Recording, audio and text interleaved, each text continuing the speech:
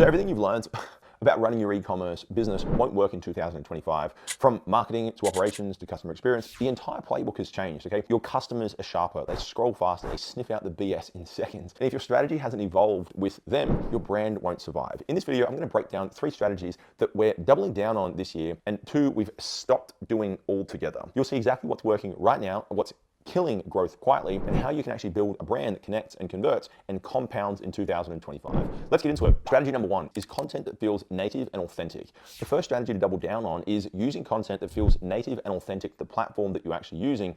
People today they're much smarter, they're much faster, they're much more ad aware than ever before, all right? So if your content looks like an ad, majority of the time, it's already getting skipped. The best performing content that we've seen today feels native to the platform, like something you would see from a friend and not from a brand. This is exactly why we see founder-led content, organic style content, very authentic, genuine, like, over-the-shoulder style content from founders talking about their brands doing so well, because people connect with people, right? So what does this actually look like specifically? So selfie style videos, such as founders or customers talking to the camera, kind of like it's almost a FaceTime behind the scenes, almost like moments. You packing orders, right? Responding to DMs in the actual inbox on your business, real life mess and all, like the complete warts and all is exactly what we call it. I was on a call last night with one of our clients and he asked this question. So what should I do in the next 3 weeks or 4 weeks in the lead up to launching my business? And I'm like, mate, the best thing that you can do is take your complete, genuine, goofy style nature that you have as a founder and start to portray that onto social media, particularly TikTok, Instagram,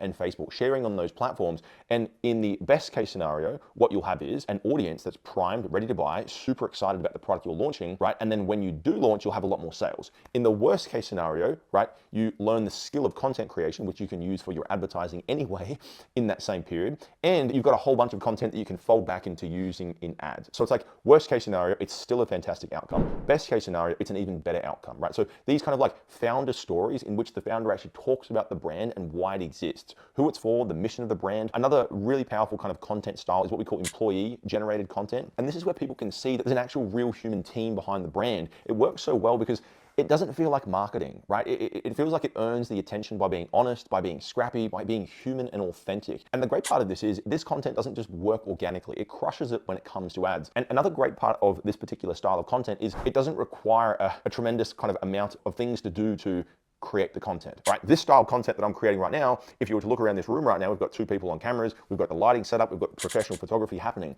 You don't need any of this when you're creating this founder-led content. It's just grabbing your iPhone, hopping in front of that iPhone and creating that content. So there's no moat before you can actually get started. And one of the most prominent factors that I find between most people creating content is they go, so what am I going to create the content about? Oh, I'm not going to create it on my iPhone because I need a better camera.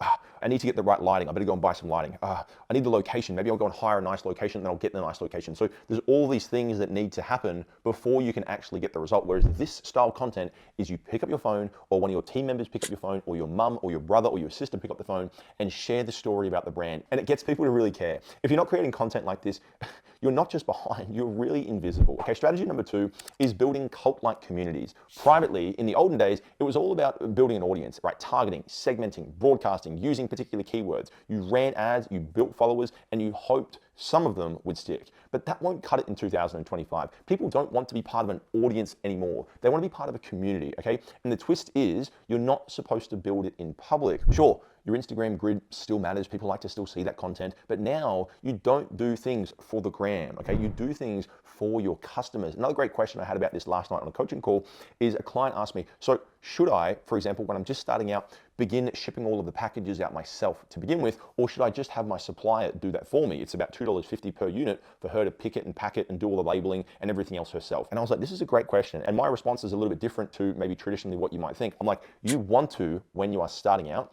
pack every box, write every handwritten note, do what Alex Hormozy says, the unscalable, okay? Get to know your customers, feel and experience what it feels like. It's like you're down in the trenches with them. It's you posting that content. They're seeing you shipping the orders. They're seeing you packing the orders. They're like, oh my goodness. And the reason this works so well is you're one of the crazy ones. You're one of the ones that actually stepped out and started the business, okay? Most people in the world, they don't get to the stage that you're at. They think about it, right? They entertain the idea, but they press next on the Netflix channel and they go right back into scrolling, okay? But they would love nothing more than to watch as if over your shoulder and ride along an experience in the kind of curtails of your journey. And that's what you give them by being able to do that. And so when you take away any of those experiences from your customers and you don't share that journey, you're losing this potential community and this cult-like audience that begin to become evangelic of your brand, okay? So customers today, they know that most of the content that's publicly shared is like staged and it's fake and it's inauthentic, right? The connections people are searching for nowadays are behind the scenes, inside of like WhatsApp channels, maybe Discord servers, Slack workspaces, maybe school communities, Facebook groups,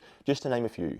People today, they just expect more, right? They want more access, they want more relevance, they want a direct line to the brand. They want to feel seen, heard personally, and looked after. They don't want this kind of mass broadcast messaging, okay?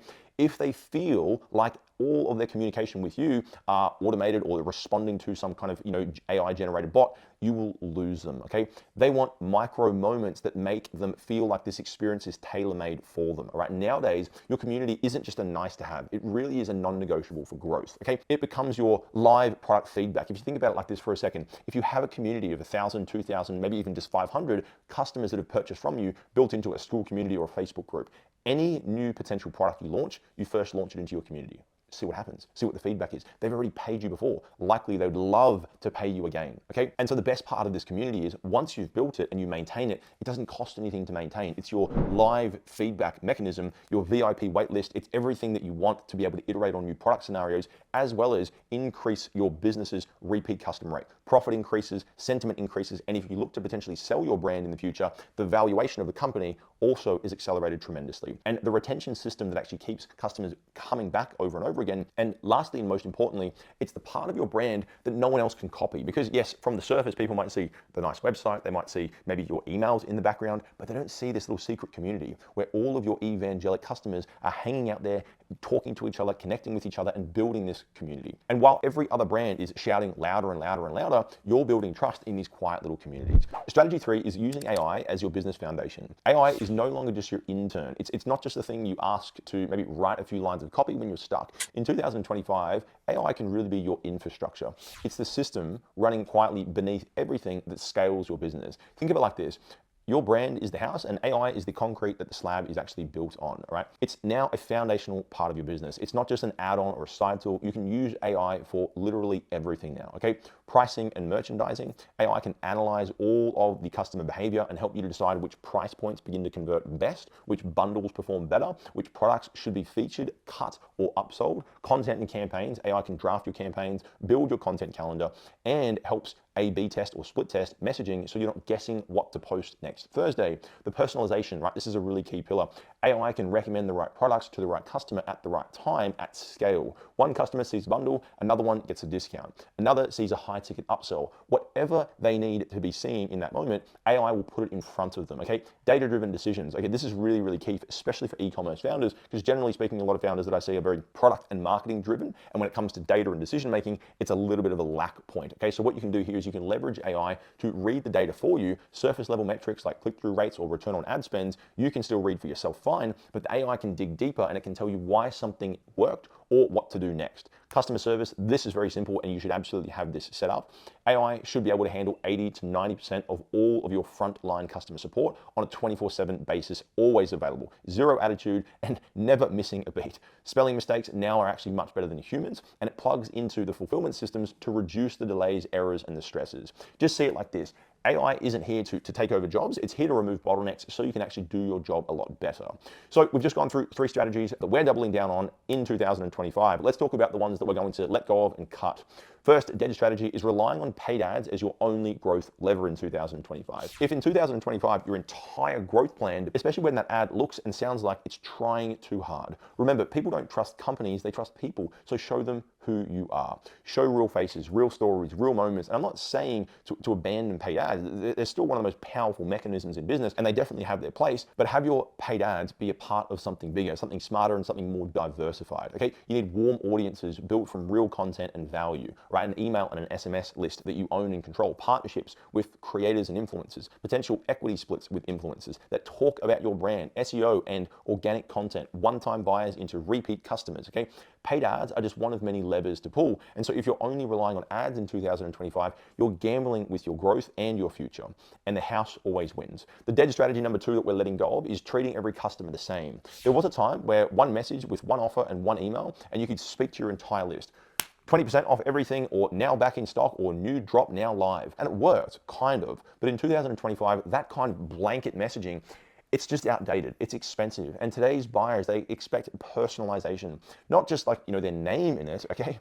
But in the offers, the products that they see, the timing, the tone, the way that you actually speak to them. Because here's the truth. Your repeat buyer doesn't need the same message as your first time visitor. Someone who abandoned the cart yesterday isn't in the same mindset as someone who bought last month. And if you treat them all the same, you convert no one. It's just not effective. It drives up your cost per sale and erodes trust. People feel marketed to, not understood. For example, if you treat a VIP customer who's bought 5 times over again like they're some brand new subscriber, they'll feel ignored, right? They'll scroll right past you, and eventually they'll just bounce from your list. So you need to start treating your audience like different people at different stages of the journey. Here's how to do it. Segment based on behavior, okay? Use your email platform to separate people by what they've done. For example, if they've viewed a product they didn't purchase, send them a deeper look or a comparison. If they've bought once, show them complimentary items or loyalty offers. If they've abandoned carts, remind them with urgency and incentives. Tag based on interests. Ask for preferences on opt-ins. For example, for our Basu brand, we ask this question: are you more into skincare or makeup? Then we tailor those product drops and bundles based on that, and then educate them accordingly. Time your messaging, right? If someone joined yesterday, don't hit them with a last chance sale to do something today. Warm them up first, build trust, then present an offer to them. Use dynamic content tools like Klaviyo and AI platforms that let you create one email flow that shows different content blocks depending on the customer. It's like 3 campaigns in one without triple the work. Speak like a person and not like a brand. All right, when you write, pretend like you're talking to a friend, reference their past behavior. The bottom line is personalization equals profitability, all right? And the brands that win in 2025 are the ones that don't treat all customers like numbers. They treat them like people. All right, so just a quick recap. The 3 strategies we're going to be doubling down on in 2025 are creating content that actually feels like it belongs on the feed. Number 2 is building cult-like communities that ride or die for your brand in private, and use AI as a foundation that keeps everything running smoother and smarter. The 2 strategies that we are ditching completely is leaning on paid ads only to grow your brand. And number 2 is treating every customer the same. Both of these are incredibly expensive mistakes. Look, at the end of the day, there's a theme here, and it's very, very simple. It's care more, it's connect deeper, and it's just be real. People can smell fake a mile away, but they also know when a brand actually gives a damn, and that's what wins. If you like this content, click the like button and click the subscribe button below. I appreciate you watching this.